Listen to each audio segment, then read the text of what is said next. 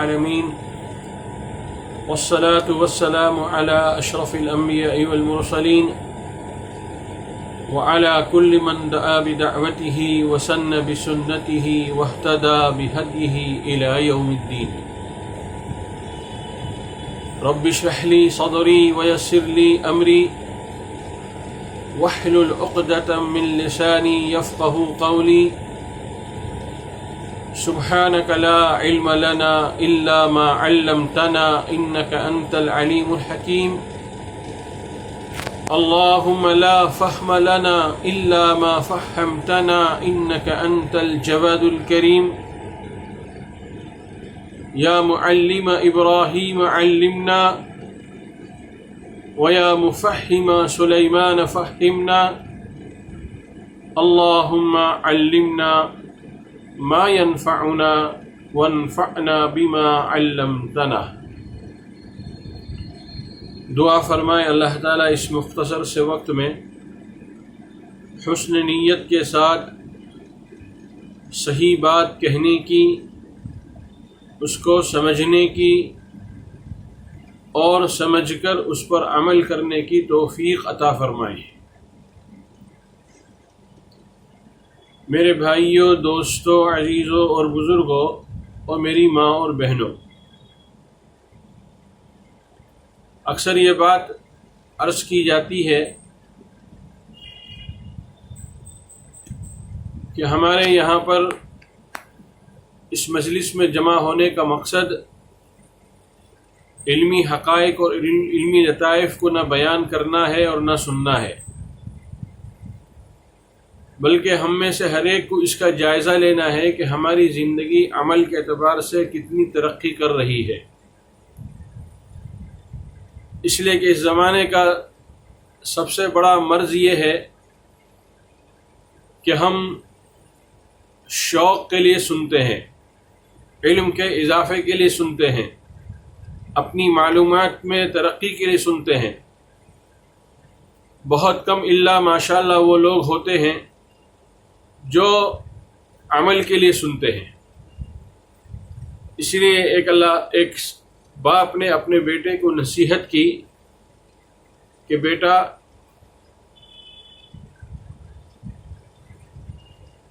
علم کی مٹھاس کو صرف مت لینا بلکہ عمل کی مشقت کو بھی ساتھ لے لینا.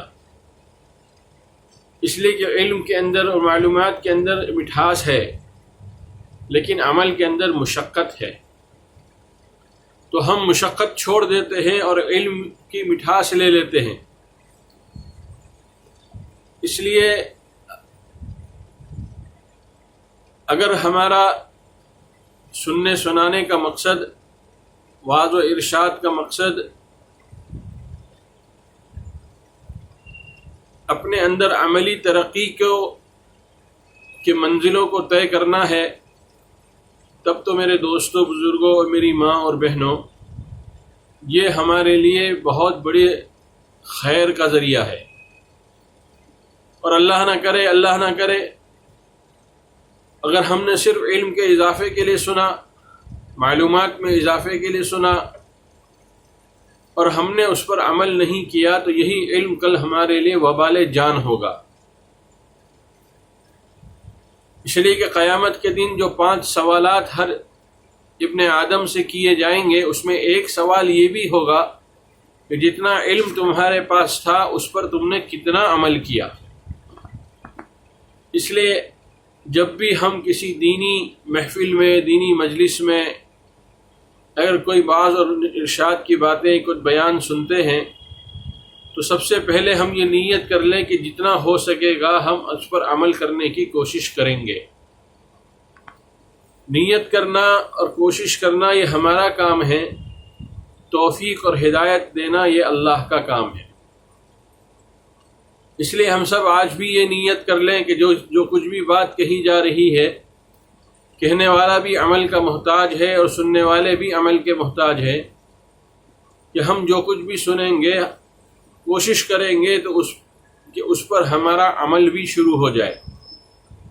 اللہ تعالیٰ میرے لیے بھی اور آپ کے لیے بھی اور تمام سننے والے اور سننے والیوں کے لیے اس کو آسان فرمائے. میرے دوستو بزرگوں اور میری ماں اور بہنوں،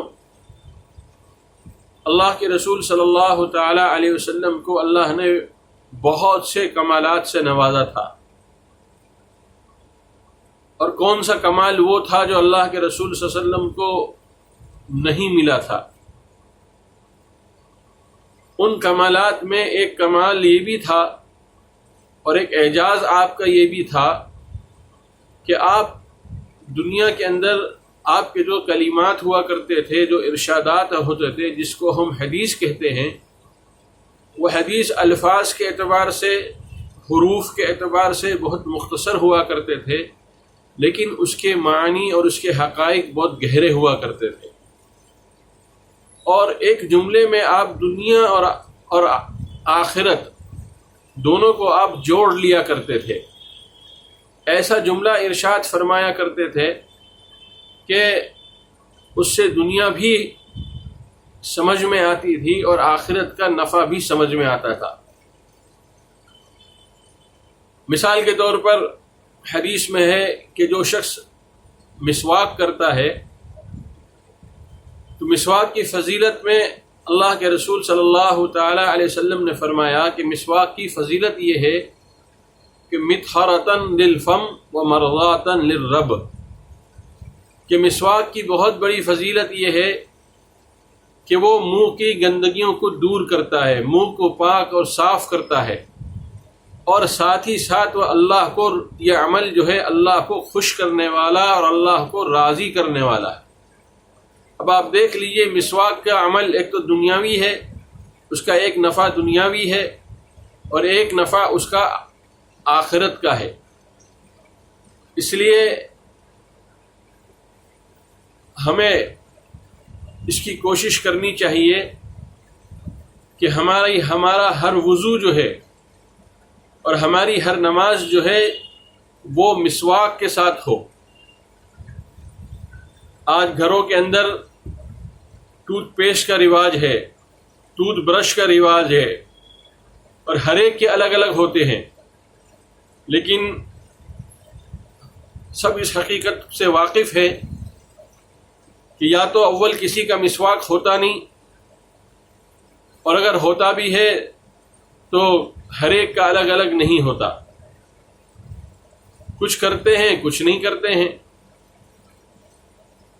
اس لیے ہم ایک پہلی نیت تو آج یہ کریں کہ آج کے بعد سے ہماری ساری عبادتیں جو ہے وہ مسواک کے ساتھ ہم کریں گے، کیونکہ اس میں دونوں فائدے ہیں، منہ کی بدبو کو بھی دور کرتا ہے، منہ کو پاک اور صفائی بھی عطا کرتا ہے، اور یہ اللہ کی خوشنودی کا عمل ہے۔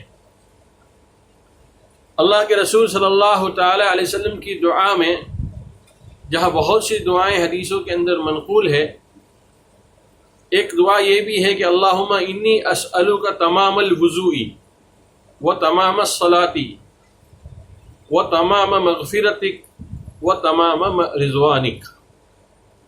اس دعا کا مفہوم سمجھ لیجئے، ترجمہ سمجھ لیجئے کہ اللہ میں آپ سے کامل وضو مانگتا ہوں اور آپ سے کامل نماز مانگتا ہوں، اور آپ سے آپ کی کامل مغفرت مانگتا ہوں، اور آپ سے آپ کی کامل رضا مانگتا ہوں۔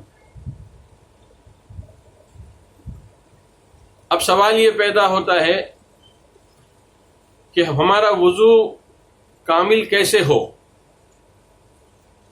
ظاہر بات ہے، آپ کوئی ڈش بناتے ہیں میٹھی، تو اس میں حسب ضرورت جتنی شکر کی، گڑ کی، گھی کی ضرورت ہوتی ہے اتنا آپ ڈالتے ہیں تاکہ وہ لذیذ ہو جائے، تاکہ وہ کھانے والے کو فرحت بخشے۔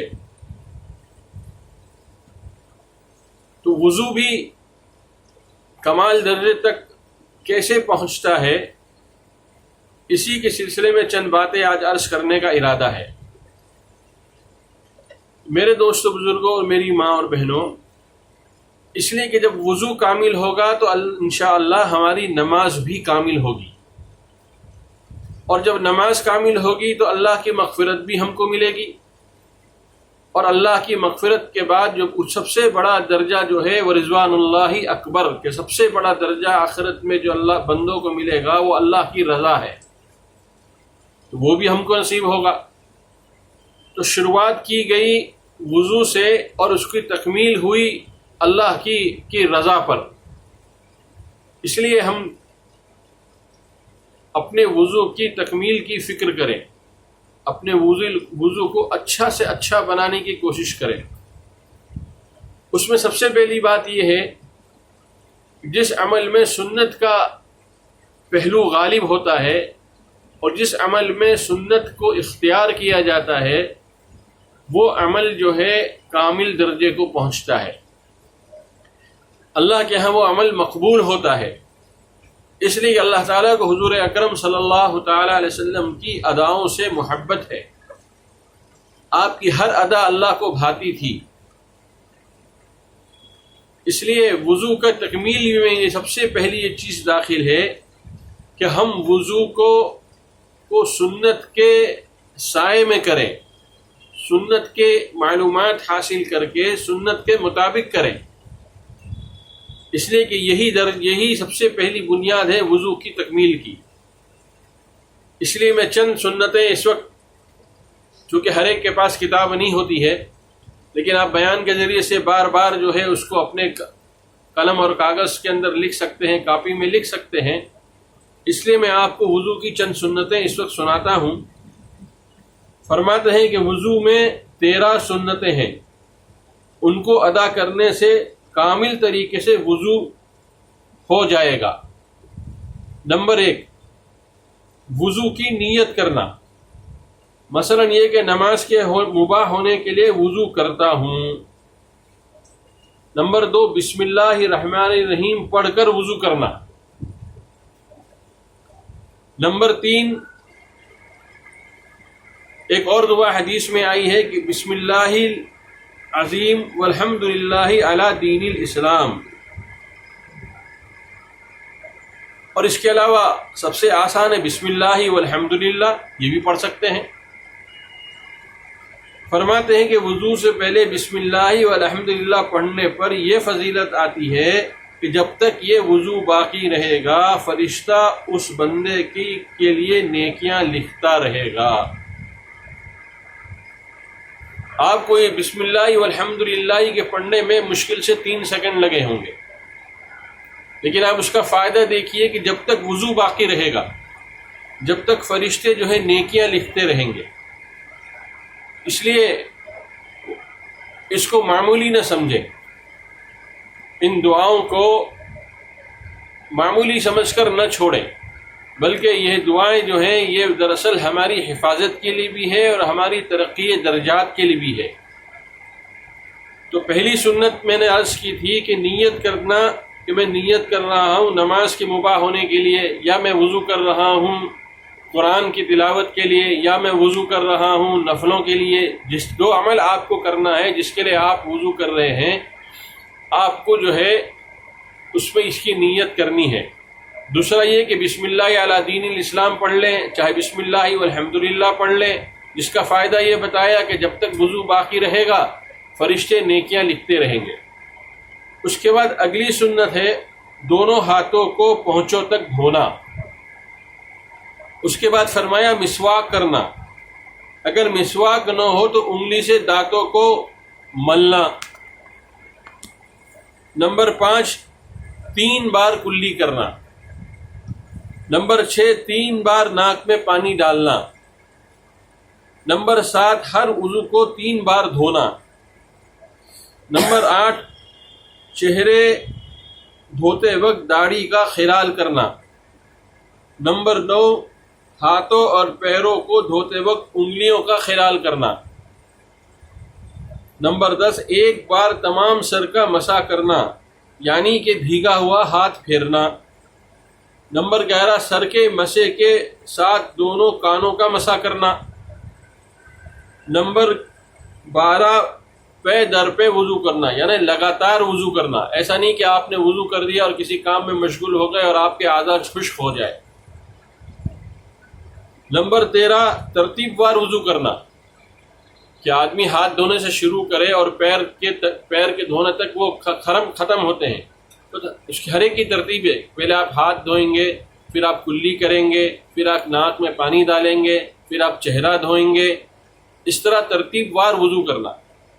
تو یہ چیزیں جو ہیں وضو کی سنتیں ہیں، اور بہت آسان ہے کہ اس کے لیے کوئی الگ سے مشقت کی ضرورت نہیں ہے. صرف یہ ہے کہ وضو کرتے وقت دھیان کو مرکوز کرنا پڑے گا، دھیان جمانا پڑے گا کہ میں نماز کے لیے یا تلاوت کے لیے وضو کر رہا ہوں. اے اللہ میرے وضو کو پائے تکمیل تک پہنچا دیجیے. اس کے لیے ان سنتوں پر عمل کرنا.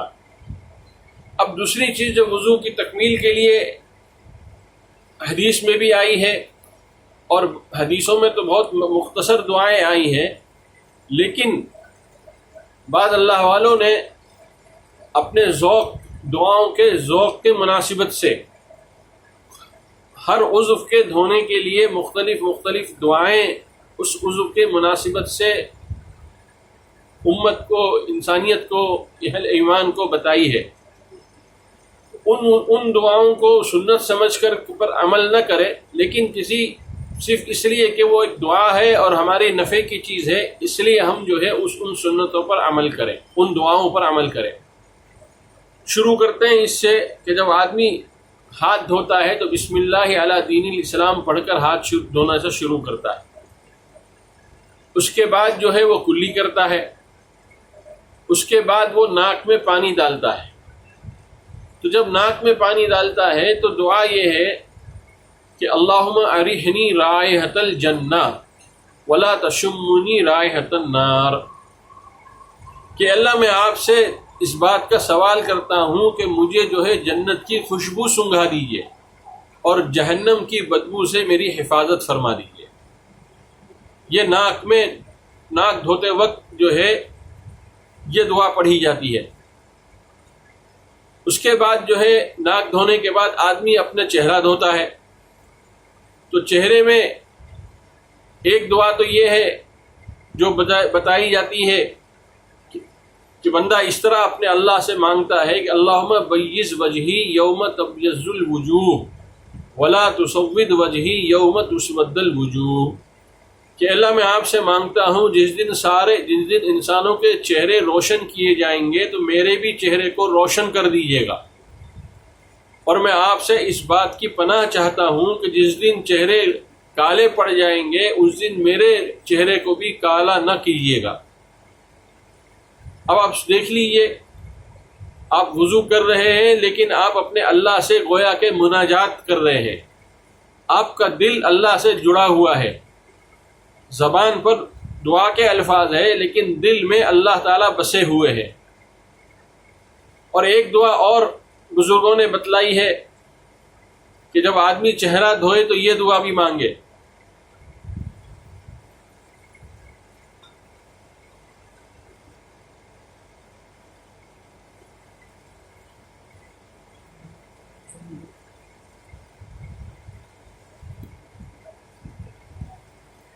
اللہم اغفر لی ذنبی ووسع لی فی داری وبارک لی فی رزقی.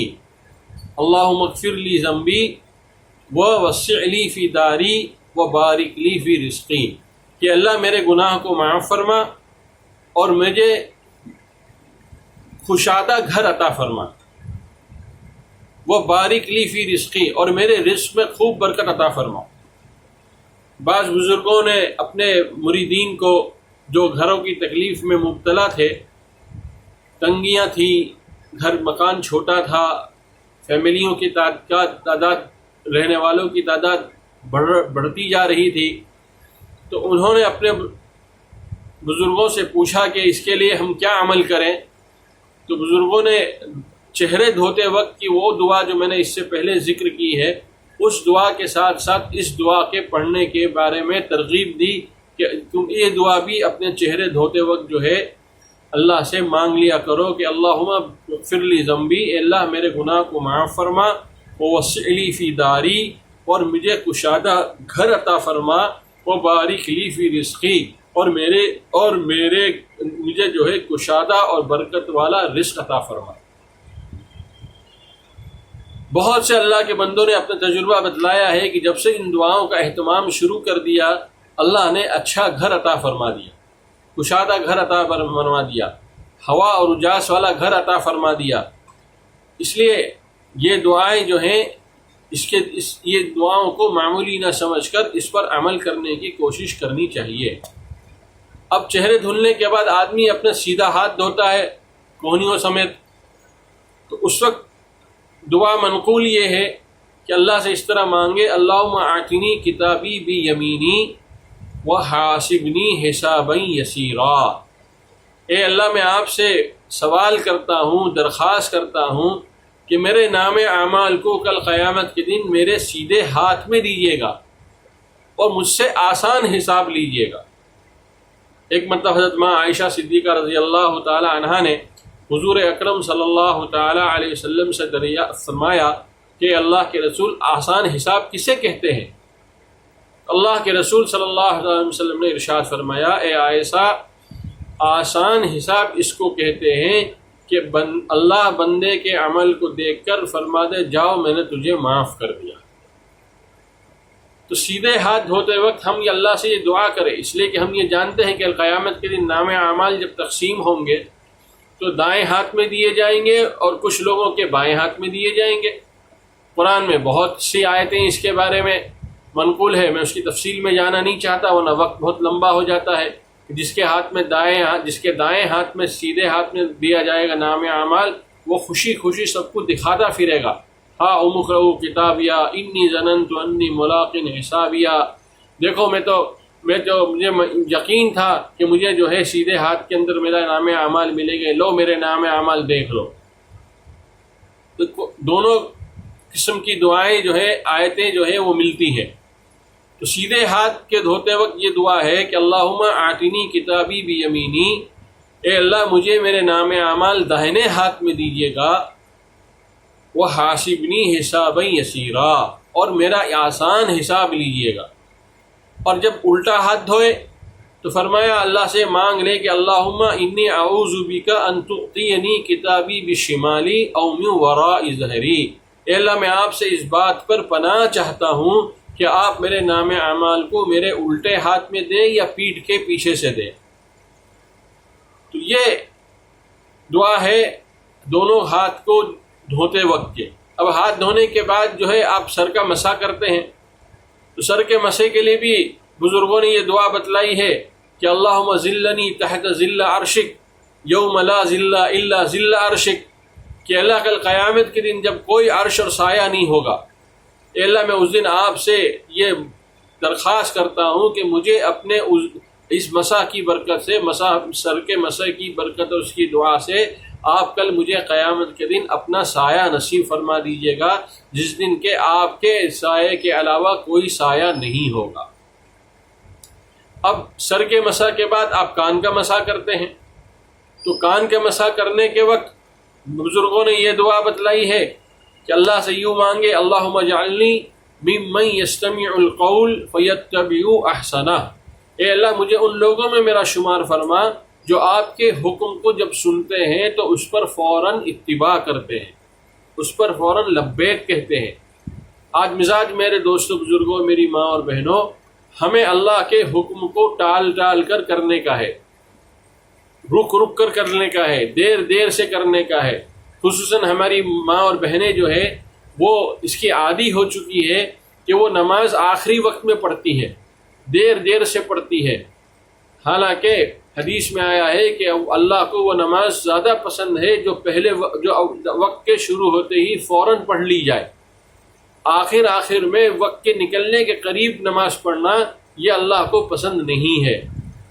اس لیے اللہ کا ایک حکم ہے تو ہم اللہ سے مانگے کہ اللہم اجعلنی ممن یستمع القول فیتبع احسنہ، اے اللہ میں آپ سے درخواست کرتا ہوں کہ میرا شمار ان لوگوں میں فرمائیے جب وہ آپ کا حکم سنیں تو وہ فوراً اس کے اوپر اچھی طرح سے عمل کرے۔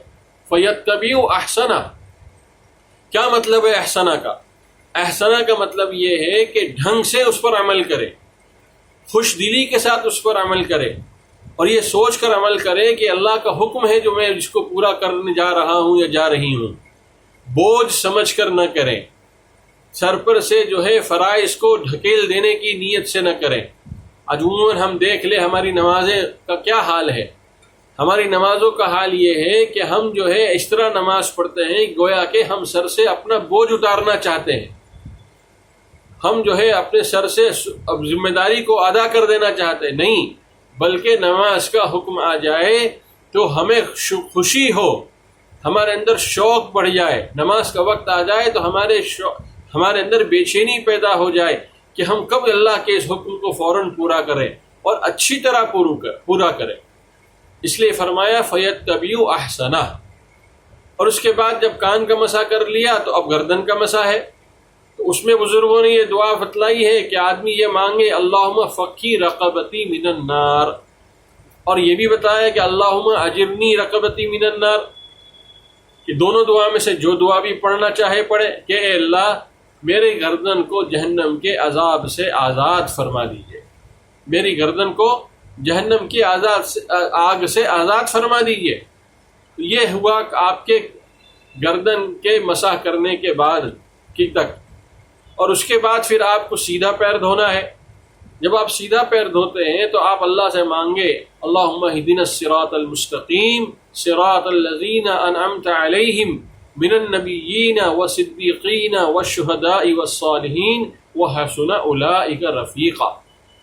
اے اللہ مجھے سیدھا راستہ دکھا دیجیے، اللہم اہدنا الصراط المستقیم، سیدھا راستہ مجھے دکھا دیجیے، ان لوگوں کا راستہ دکھا دیجیے جن پر آپ نے انعام فرمایا ہے، اور وہ کون لوگ ہیں؟ من النبیین، نبیوں کا راستہ، صدیقین کا راستہ، شہداء کا راستہ اور صالحین کا راستہ، اور یہ کتنے بہترین ہمارے ساتھی ہوں گے، وحسن اولئک رفیقا، کہ ان سے زیادہ بہتر اور ان سے زیادہ اچھی صحبت کا کوئی ہم کو میسر نہیں ہو سکتا۔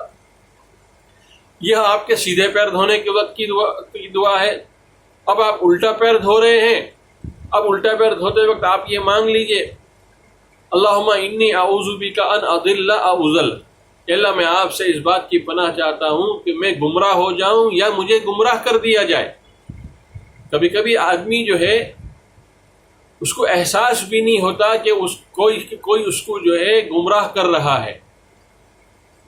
یہ زمانہ ایسا ہے کہ دین کے لبادے اوڑھ کر اور دین کے لباس میں جو ہے آدمی بے دینی اختیار کیے ہوئے ہے، دین کو سمجھ کر بہت سے کام کیے جا رہے ہیں، اور آدمی اس میں اپنے آپ کو مشغول کرنا اب ثواب کا کام سمجھتا ہے۔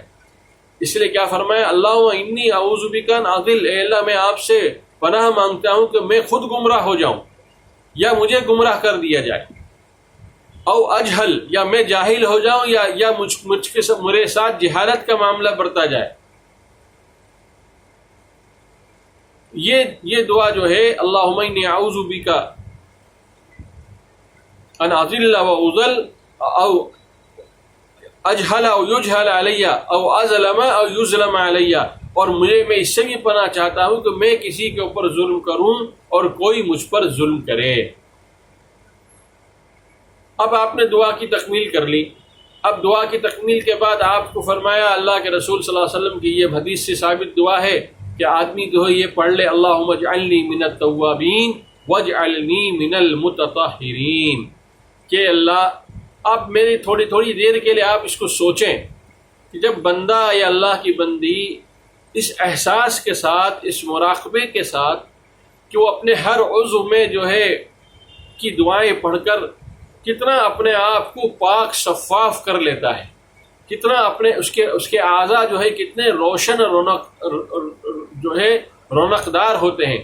اس لیے کہ حدیث میں آتا ہے کہ اللہ کے رسول صلی اللہ تعالی علیہ وسلم نے فرمایا کل قیامت کے دن میں جہاں انسانوں کی بھیڑ ہوگی، آدم سے لے کر آخری انسان تک ہوگا، میں اپنی امت کو ان کے وضو کیے جانے والے روشن چہرے اور ہاتھ اور پیر سے میں ان کو پہچان لوں گا، جس طرح کالے گھوڑوں کے بیچ میں ایک سفید گھوڑا دور سے پہچان لیا جاتا ہے، اس طرح میں اپنی امت کے روشن چہروں کی وجہ سے، ان کے روشن ہاتھ اور پیر کی وجہ سے میں ان کو سمجھ لوں گا کہ یہ میرا امتی ہے۔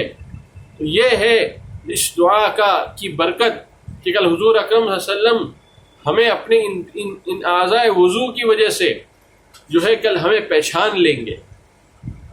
اس لیے آپ سوچیں کہ جب بندہ اس کیفیت کے ساتھ ہر عضو کی دعا مانگتے ہوئے انکساری کے ساتھ، تواضع کے ساتھ، استحضار کے ساتھ، یہ سوچ کر کہ میں اللہ سے کیا مانگ رہا ہوں، جب بندہ اس طرح کی دعا کرے گا اور آخر میں پھر اللہ سے کہے گا اللہم اجعلنی من التوابین، اے اللہ مجھے ان لوگوں میں میرا شمار فرما دیجئے جن کی توبہ آپ قبول فرماتے ہیں، وَاجْعَلْنِي مِنَ الْمُتَطَہِّرِينَ، اور اے اللہ میں نے اعضاء اور جوارح تو دھو لیے ہیں، اور آپ مجھے جو ہے میرے جسم کو بھی پاک فرما دیجئے اور میری روح کو بھی پاک فرما دیجئے۔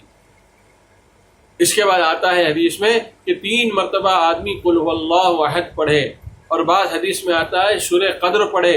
یہ 2 صورتیں منقول ہیں کہ وضو کے اس دعا کے تکمیل کے بعد 3 مرتبہ جو ہے سورہ اخلاص یعنی قل هو اللہ احد پڑھ لیں، یا 3 مرتبہ سورہ قدر انا انزلناہ فی لیلۃ القدر پڑھ لیں، تو انشاءاللہ جنت کے 7 دروازے اس کے لیے کھول دیے جائیں گے، اور اس کو آواز دیا جائے گا جس دروازے سے داخل ہونا چاہو تم داخل ہو جاؤ۔ اللہ اکبر، کتنی بڑی سعادت ہے۔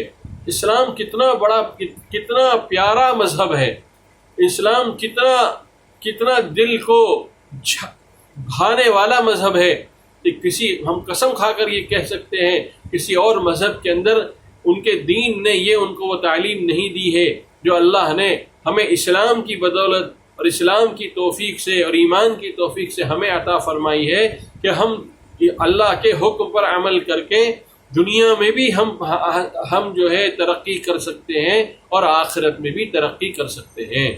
اس لیے میرے بھائیوں، دوستوں، عزیزوں، بزرگوں، میری ماں اور بہنوں، ہم جب اس طرح دعا کریں گے تو اسی کو کہتے ہیں اللہم انی اسألک تمام الوضو، کہ اللہ میں آپ سے کامل وضو مانگتا ہوں۔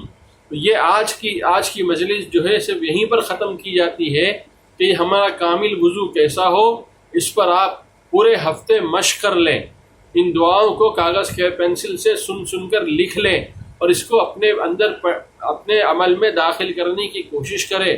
اگر اللہ نے زندگی دی، اللہ نے اگر توفیق دی، تو پھر انشاءاللہ آئندہ اس مسنون دعا کا جو دوسرا حصہ ہے کہ اللہم انی اسألک تمام الوضوء و تمام الصلاۃ، میں آپ سے کامل نماز مانگتا ہوں، تو کامل نماز کسے کہتے ہیں یہ آئندہ انشاءاللہ عرض کرنے کی کوشش کی جائے گی۔ آج کے لیے اتنا ہی کافی ہے کہ ہم جو ہے اپنے آج کے بعد سے اپنے وضو کو کامل درجے تک جو ہے پہنچانے کی کوشش کریں۔ ہاں، اور پرہیز کے طور پر ایک بات اللہ والے فرماتے ہیں کہ وضو کے درمیان بات چیت نہ کریں۔ وضو کے درمیان بات چیت کرنے سے وضو کا نور ختم ہو جاتا ہے، وضو کی نورانیت جو ہے ختم ہو جاتی ہے۔ اس لیے وضو ایک عبادت ہے، ایک عبادت کی ایک چابی ہے۔ جس طرح نماز عبادت ہے، اس کے لیے وضو عبادت ہے۔ بغیر وضو کے نماز نہیں ہے، بغیر وضو کے آپ قرآن چھو کر نہیں پڑھ سکتے ہیں۔ اس لیے وضو بھی ایک اہم عبادت ہے۔ اس عبادت کو عبادت کی طرح کی جائے، اس کو جو ہے صرف چہرے کے اوپر پانی پٹک دینا، ہاتھ دھو دینا، جلدی کر لینا اور نکل جانا، یہ جو ہے یہ وضو کی شان کے خلاف ہے۔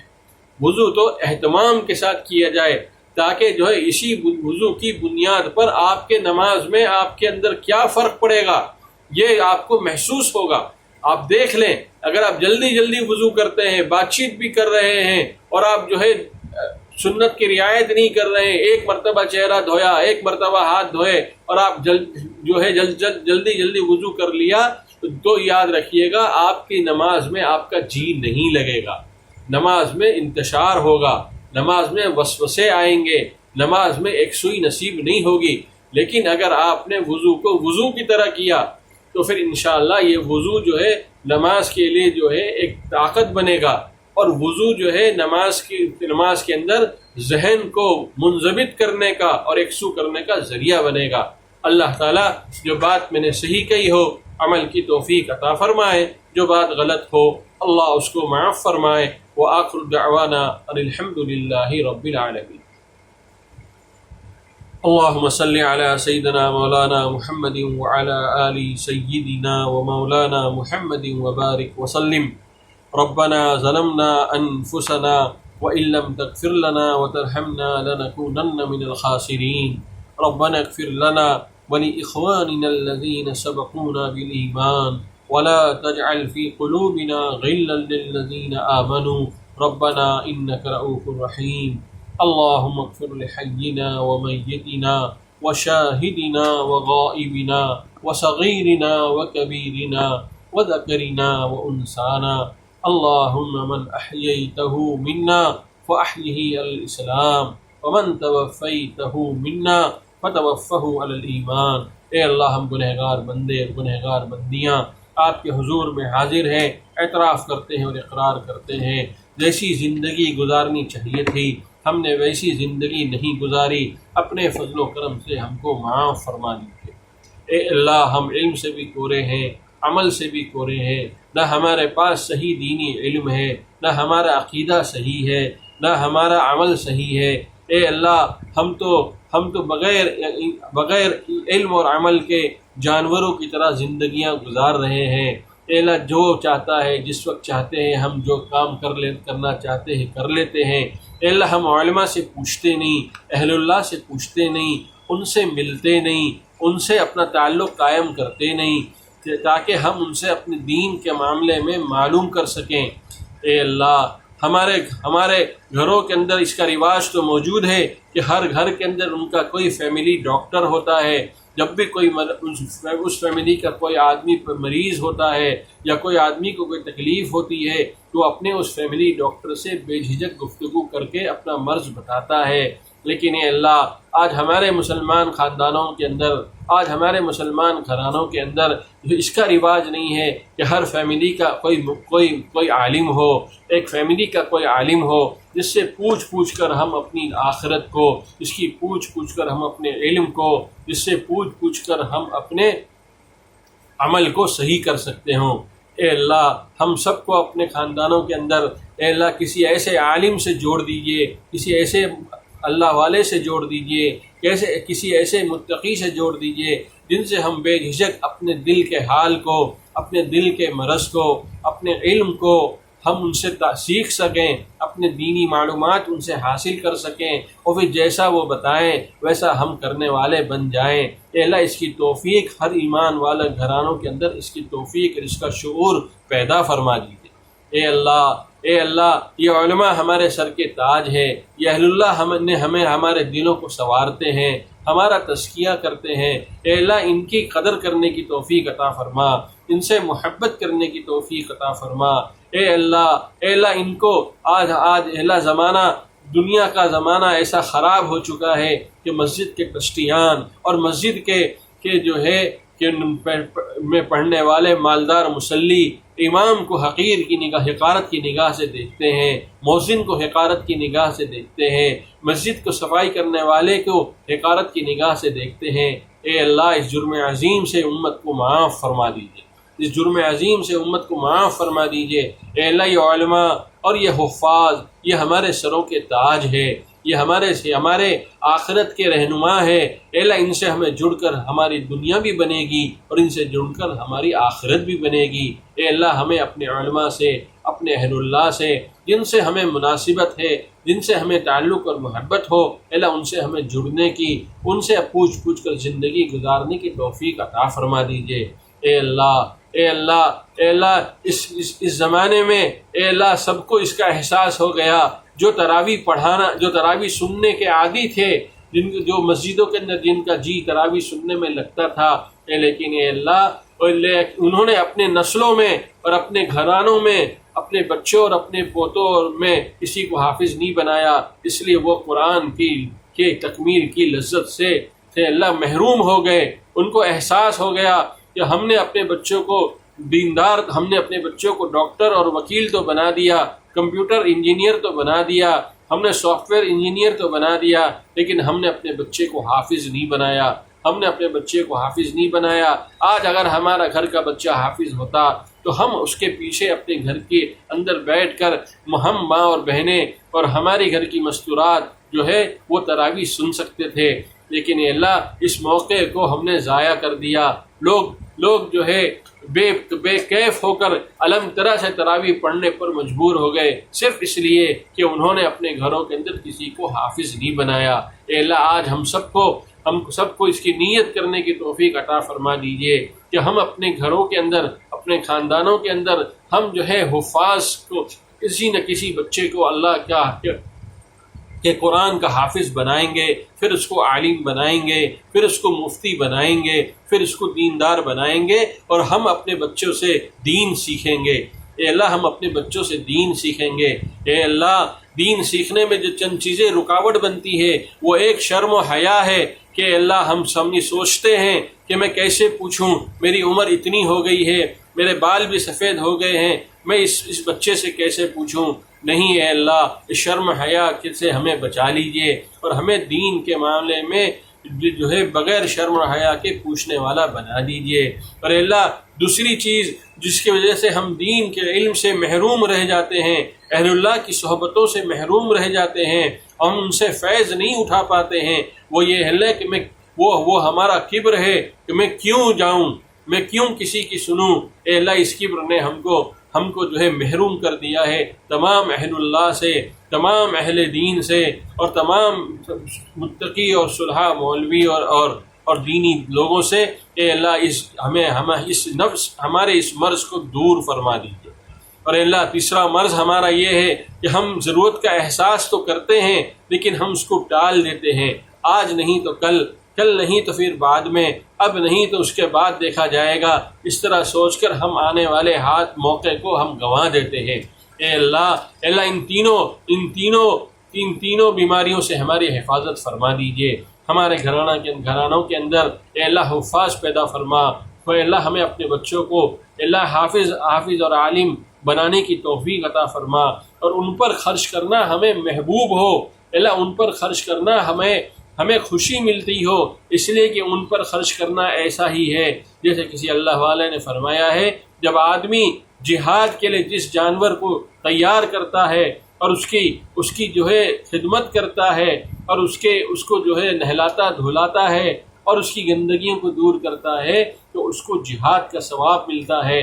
ہم بھی اپنے بچوں کو، ان بچوں کو خصوصاً جن کو ہم حفظ کے لیے اور عالم بنانے کے لیے ہم جن کا انتخاب کریں، اللہ ان کی بھی خدمت میں ہمیں خوشی مل رہی ہو، ان سے بھی ہمیں جو ہے محبت ہو، دلی محبت ہو، اور ہم ان کو اپنے آخرت کا سرمایہ سمجھیں، ہم ان کو اپنے آخرت کا جو ہے نجات کا ذریعہ سمجھے۔ ورنہ اے اللہ ایسی آنکھوں نے ایسے جنازے دیکھے ہیں کہ اللہ باپ مر گیا ہے اور بیٹا اس حال میں بھی نہیں ہے کہ وہ جو ہے اپنے باپ کے جنازے کی نماز پڑھ سکیں۔ پڑھانا تو بہت دور کی بات ہے، وہ پڑھنے کے لائق بھی نہیں رہا۔ اس نے مسجد کے مؤذن کو بلا کر اور مسجد کے ائمہ کو بلا کر اس نے کہا کہ تم لوگ جو ہے میرے باپ کے جنازے کی نماز پڑھ لو، میں کچھ نہیں جانتا ہوں۔ اے اللہ آج حکم یہ ہے جب ہمارے گھر میں ہمارے کسی بڑے کا انتقال ہو جائے تو ان کے وارثین جو ہے وہ غسل دے، وہ جو ہے کفن دے، لیکن آج ہم جو ہے اس سے غافل ہیں۔ ہم مسجد کے ائمہ کو بلاتے ہیں، ہم مؤذن کو بلاتے ہیں اور ان سے ہم غسل دلواتے ہیں۔ ہم نے نہ غسل دینا سیکھا، نہ میت کو کفنانا سیکھا۔ اے اللہ یہ اس وجہ سے کہ ہم علماء سے کٹ گئے، اے اللہ ہم اہل اللہ سے کٹ گئے۔ اے اللہ ہمارے جرم عظیم کو معاف فرما دیجئے۔ آج اس مجلس میں یہ داعیہ ہمارے اندر پیدا فرما دیجئے کہ ہم بھی اپنے اہل اللہ سے جن سے ہمیں مناسبت ہے ان سے ہم اپنے رابطے کو مضبوط کرتے چلے جائیں گے اور اپنی دنیا بھی سنوار لیں گے اور اپنی آخرت بھی سنوار لیں گے۔ اے اللہ جو مانگا وہ بھی عطا فرما، اور بن مانگے جو نعمتیں آپ نے دے رکھی ہے ان نعمتوں میں شکر کی توفیق عطا فرما، ان نعمتوں میں اضافہ فرما، ان نعمتوں میں ترقی عطا فرما۔